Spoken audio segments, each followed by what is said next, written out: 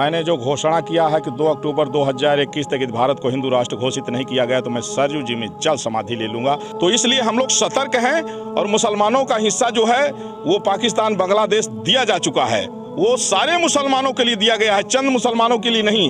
इसलिए भारत हिंदू राष्ट्र घोषित होना चाहिए, ईसाइयों और मुसलमानों की नेशनलिटी समाप्त होनी चाहिए। इसको लेकर के ऐसा ही क्यों है? हिंदू मुस्लिम ही वार क्यों होता है? बिल्कुल हिंदू ईसाई या सिख मुस्लिम ऐसा क्यों नहीं होता? ये दहशतगर्दी विरासत है पॉलिटिशियन की।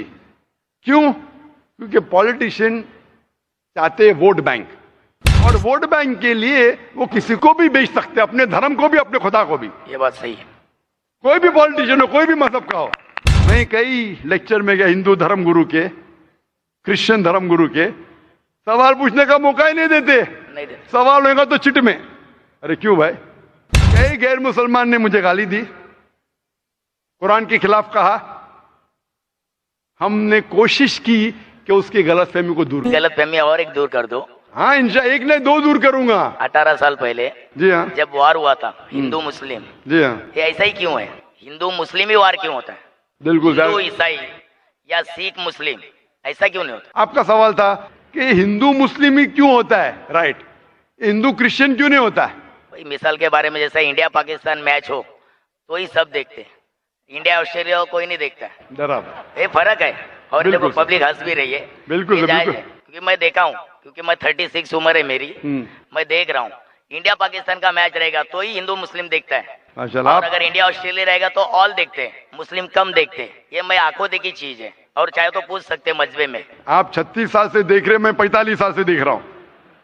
मैच को नहीं देखता हूं, मैच नहीं देखता हूं, लोगों को देख रहा हूं। और आप बिल्कुल सही कहते कि हिंदू मुस्लिम क्यों लड़ाई।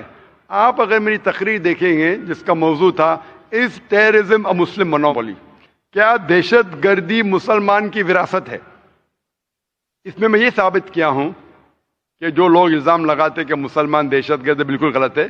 चंद लोगों ने शायद गलत काम किया होगा। ये साबित किया है कि आप 100-200 साल पहले देखेंगे, सैकड़ों साल पहले मुसलमान तो हार्डली कोई दहशतगर्द हमला कर चुके, सब गैर मुसलमान।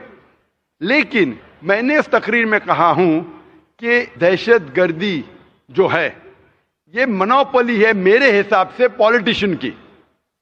ये दहशतगर्दी विरासत है पॉलिटिशियन की।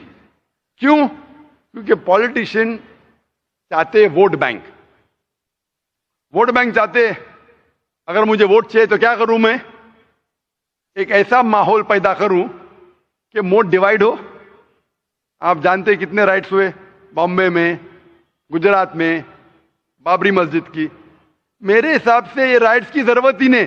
मेरे हिसाब से मुसलमान आम तौर पे इस देश में, मुसलमान और हिंदू अल्हम्दुलिल्लाह सुम्मा अल्हम्दुलिल्लाह अमन के साथ रह सकते, रहते थे, रह सकते हैं। लेकिन ये पॉलिटिशियन लोग वो चाहते वोट बैंक, और वोट बैंक के लिए वो किसी को भी बेच सकते, अपने धर्म को भी अपने खुदा को भी। ये बात सही है।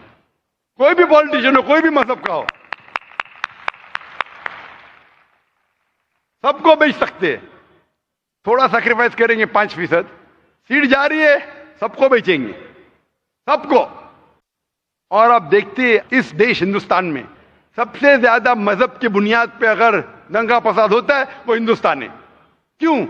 क्योंकि हमें 60 साल पहले ब्रिटिश अंग्रेज हम पे हुकूमत करते थे। किस तरीके से?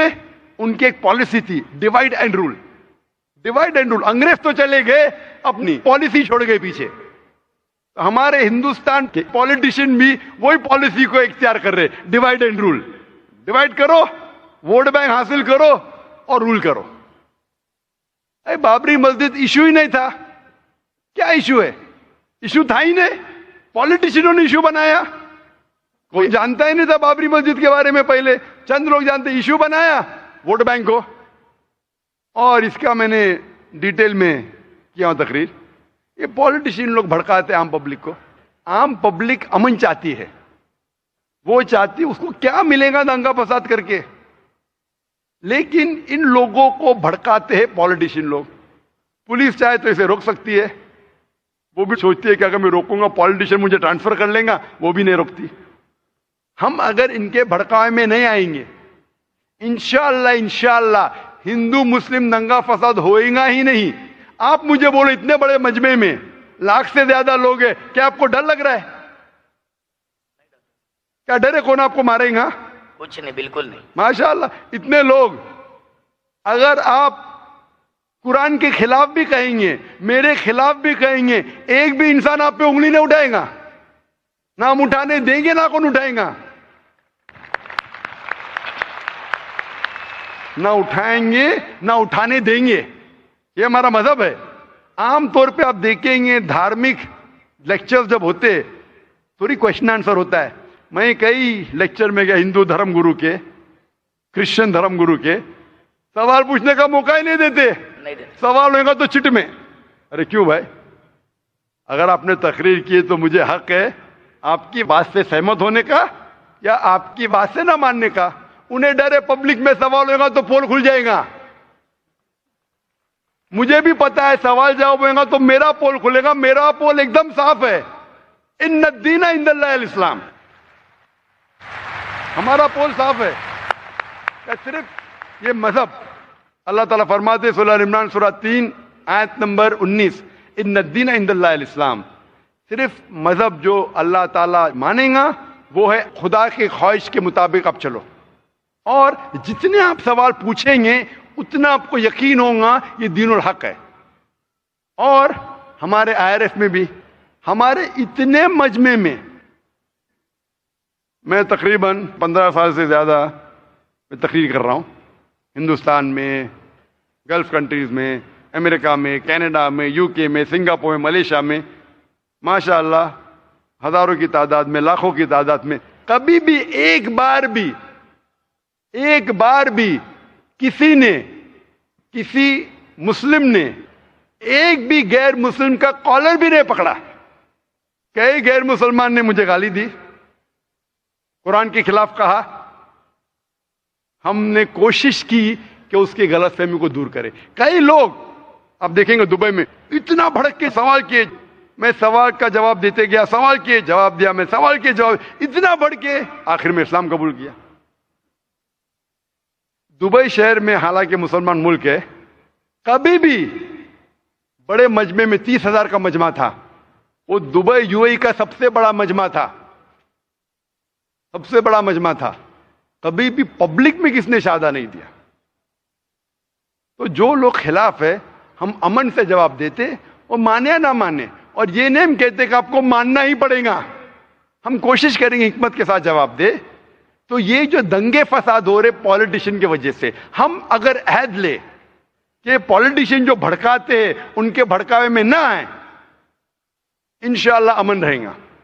चाहे हिंदू मुसलमान की बात माने या ना माने, मुसलमान हिंदू की बात माने या ना माने, इस्लाम में कभी भी जबरदस्ती नहीं है। कुरान में साफ तौर पे लिखा है सूरह अनाम में सूरह नंबर 6 आयत नंबर 108 में कि आप उन लोगों को गाली मत दो जो अल्लाह के अलावा दूसरों की इबादत करते हैं, नहीं तो जहालत में वो लोग अल्लाह को गाली देंगे।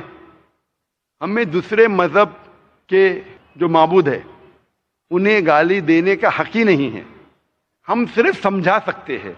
तो मेरे हिसाब से ये टेररिज्म, ये दंगा फसाद की अक्सर मतलब 99% मेरे मुताबिक है पॉलिटिशियंस, चाहे अमेरिका में हो, चाहे UK में हो, चाहे इंडिया में हो।